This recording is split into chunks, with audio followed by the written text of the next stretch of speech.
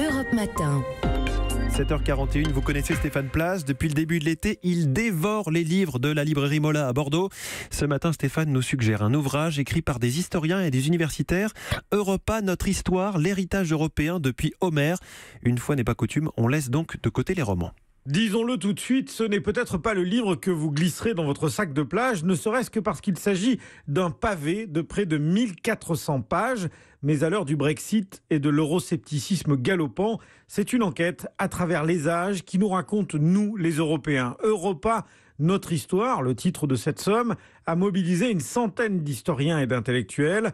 Un travail sur 25 siècles. Alors c'est vrai, c'est un peu impressionnant de prime abord, mais si Pierre Coutel, libraire chez Mola, vous en suggère la lecture, c'est précisément parce que cet ouvrage demeure très accessible, destiné à vous, à moi, à ce que l'on appelle le grand public. L'idée de ce livre, c'est de raconter pour le plus grand public toutes les facettes de l'histoire de l'Europe. Alors ce n'est pas véritablement une histoire chronologique, même si en le lisant intégralement, vous irez d'Homère à nos jours, mais c'est plutôt une histoire thématique qui va, au travers de chapitres assez courts, d'une dizaine de pages, faire le point sur un sujet en particulier, qui peut être aussi bien, on va dire, quelque chose de l'ordre de l'histoire de l'art. Pourquoi est-ce que dans l'entre-deux-guerres, il se passe tant de choses dans l'ensemble de l'Europe, aussi bien en littérature qu'en peinture, qu'en cinéma, que dans d'autres sujets, que raconter des moments très précis. Qu'est-ce que c'est que l'Inquisition? Pourquoi est-ce que l'Inquisition est une histoire européenne? Et montrer à quel point, en fait, il y a une histoire, certes, faite de guerres et de conflits, mais une histoire profondément commune entre tous les pays qui constituent l'Europe. L'Europe, c'est d'abord l'histoire des peuples. C'est un livre qui s'inscrit dans cette façon de faire l'histoire. On ne fait pas que l'histoire du pouvoir, mais on fait aussi l'histoire de tous les gens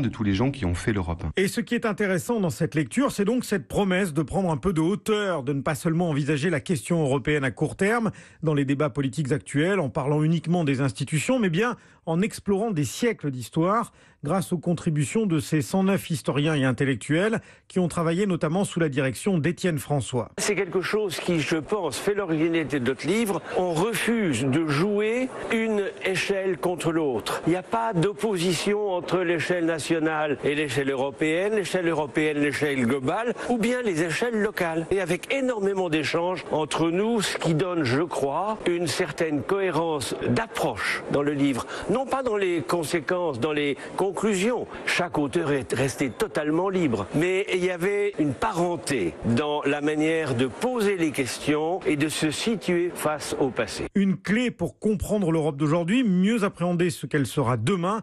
Europa, notre histoire est publiée par les éditions Les Arènes. Europe 1.